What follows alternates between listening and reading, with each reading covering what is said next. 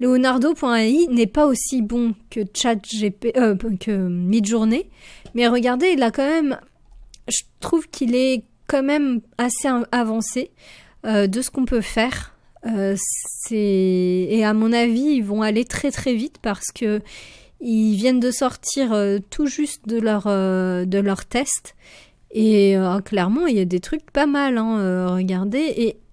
Et il y a un très très gros avantage, c'est les prompts et les négatifs prompts.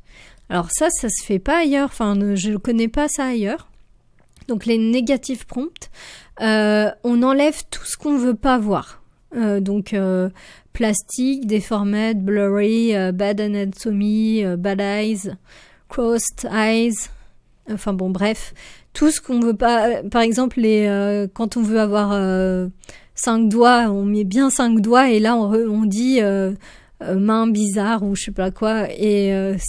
Et l'avantage, c'est que ça retire tous les problèmes que peuvent apporter les IA et tout ce qu'on veut pas avoir. Et ça, c'est vraiment trop bien parce que, par exemple, sur Midjourney, ça n'existe pas. Alors peut-être que ça existe, mais voilà, les commandes sont pas top. Et donc là, en termes d'UX, UI, donc interface utilisateur, facilité de prise en main, ils sont excellents. Donc on va tester, par exemple, on va générer... Ah tiens, c'est quoi ça? IA Canva. Ok, bon, ça doit être pour éditer les images, mais on verra ça après. Alors, on va générer une image. Donc déjà, on peut... Bon, je vais laisser ça, c'était un... Je m'étais amusée à écrire ça l'autre fois. Donc on peut choisir le modèle qu'on veut avoir, c'est top. Donc on peut choisir Leonardo Creative, Select, Signature ou Stable Diffusion. Et on peut aussi Select Custom Model, ça je l'ai pas fait encore. Bon, alors j'ai pas encore beaucoup testé Leonardo, mais on m'en a dit beaucoup de bien, donc voilà, je vais regarder un petit peu. On peut choisir même le nombre d'images générées, ça c'est vraiment bien. Alors je vais en mettre 8 pour tester. Alors, negative prompt, ok.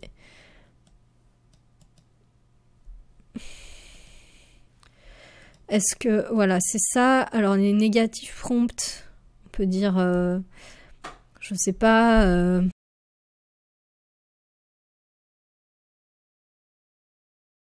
je sais pas ce que c'est.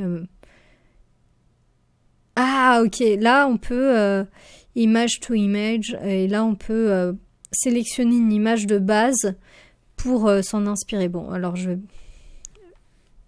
Ça c'est pas mal aussi.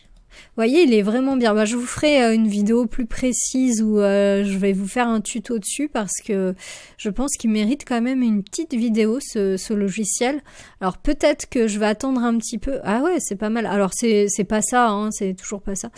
Oui, en fait, mon rêve, c'est d'avoir une petite maison en pierre comme ça. Voilà, c'est mon rêve. en Bretagne. Bon, j'habite déjà en Bretagne, mais voilà.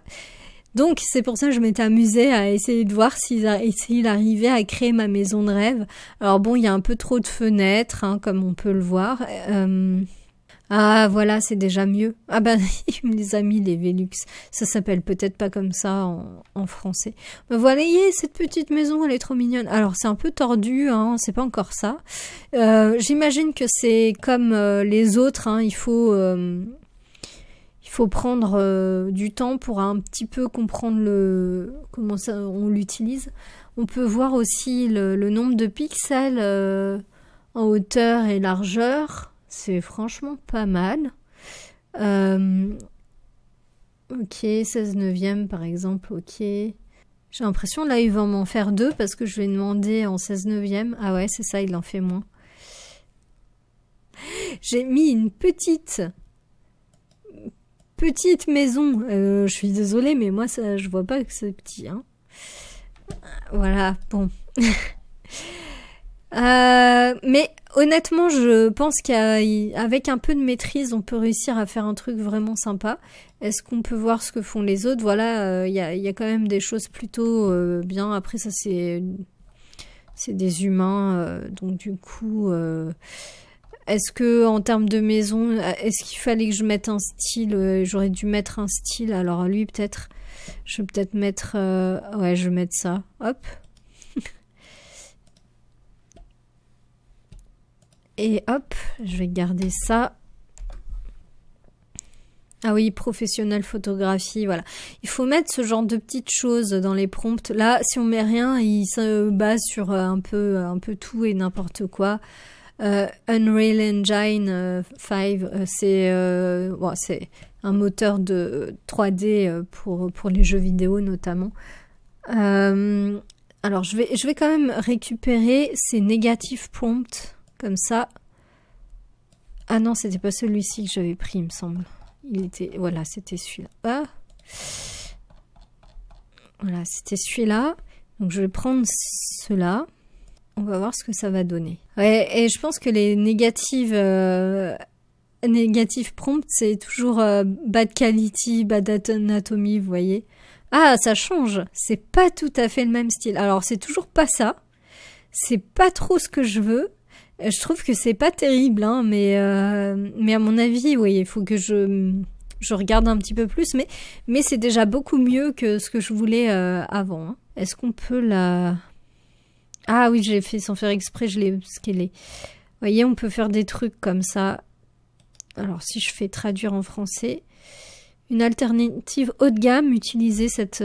ok, ouais, ça... Ah oui, c'est déjà un petit peu mieux. Bon, à mon avis, il va falloir faire du traitement et tout dessus. Mais l'idée est là. Et je pense que c'est pas les meilleurs pour faire des maisons encore. Et moi non plus, du coup. Parce que, à mon avis... Ah oui, j'ai mis nombre d'images, c'est là que je me suis plantée, ok. Ah oui, parce qu'en fait, dès qu'on met des grosses dimensions, le problème... Ok. Ratio d'aspect... bon, on va mettre en 1,1 et c'est là où je peux en mettre jusqu'à 8, vous voyez. Est-ce qu'on peut régénérer? Ah. Ah oui, vous voyez, il y a un modèle déjà fait. Ah, regardez. Hop. On va générer... Ah, mince, il veut pas. Il veut pas me faire mes petites maisons bretonnes. Mais vous voyez, là, c'est des modèles. En fait, on a des modèles. On peut s'en inspirer. Vous voyez, si on veut faire un peu un style manga, style photo, etc. Et donc, ça, je vais générer avec ce modèle. Et on voit tout ce qui a été déjà fait avec. Est-ce que ça va planter? Telle est la question. Trop d'images demandées. Ok, il veut plus. J'ai fait trop. Mais pourtant, j'ai encore...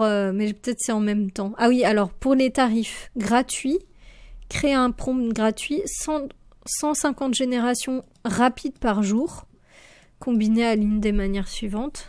Bon, moi, je pense qu'on peut vraiment faire des trucs sympas, mais il faut prendre le temps de maîtriser cet outil. Mais honnêtement, à mon avis, s'ils s'améliorent de plus en plus, Midjourney vont passer à côté s'ils font pas de l'interface comme eux. Parce que le gros problème de Midjourney, c'est leur interface et ça passe sur Discord. Il faut juste faire avec des commandes et tout. C'est pas pratique. J'ai dû faire un tuto. Bon, grâce à ça, j'ai plein de gens qui m'ont connu, mais j'ai dû faire un tuto sur comment installer Midjourney et s'en servir. Alors que là, ben, on n'a même pas besoin de l'installer. Enfin, c'est tout de suite là. Ah oui, d'accord. En fait, on peut faire jusqu'à 5 tâches. C'est peut-être pour ça que je me plantais. Enfin, que ça plantait. Bon, honnêtement, pour tester gratuitement, hein, honnêtement, et je suis sûre qu'on peut faire des trucs vraiment sympas. Et puis, une fois qu'on maîtrise, on paye un peu plus si c'est nécessaire. Honnêtement, alors je l'ai vraiment pas testé très longtemps, mais le fait d'avoir des modèles déjà créés, et on peut s'en inspirer, vous voyez, hop, on clique dessus. Est-ce que ça marche cette fois? On clique dessus, non, ça marche pas. Bon, je ferai une vidéo dessus, je pense, quand je maîtriserai mieux le truc. Et là, le gros avantage, en fait, c'est, voilà, on a des modèles, mais on peut créer nous-mêmes des modèles.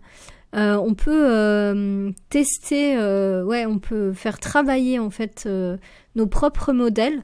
Donc, si, par exemple, vous travaillez sur un sujet très, très précis et que vous voulez que toutes vos images aient cet aspect-là, Vous n'aurez pas besoin de remettre les prompts ou je sais pas quoi, vous cliquerez vite dessus et ça le fera automatiquement.